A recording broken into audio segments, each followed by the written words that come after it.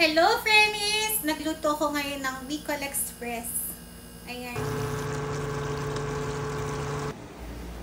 Una kong ginawa is pinirito ko muna ang pork belly hanggang sa magmantika ito ng pusa. Niluto ko siya hanggang mag-golden brown. Then, saka ko siya hinango at inumpisahan ko na ang pagigisa. After ko maggisa ng sibuyas at bawang, saka ko ibinalik ang pork belly.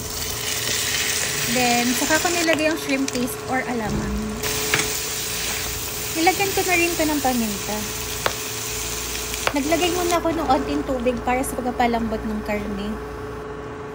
Nilagyan ko na rin to ng gata, pero coco mama nga pala yung gamit ko kasi wala akong nabili kanina sa palengke na tunay na gata. Pag nakita nyo ng iga na ito at alam nyo malambot na, pwede nyo na isunod ang pangalawang gata. After nun, sinunod ko na ang sitaw. Nag-add nga pala ko nito para hindi puro karne yung kinakain namin. Then sumunod na yung siling haba or green, tapos yung siling pula.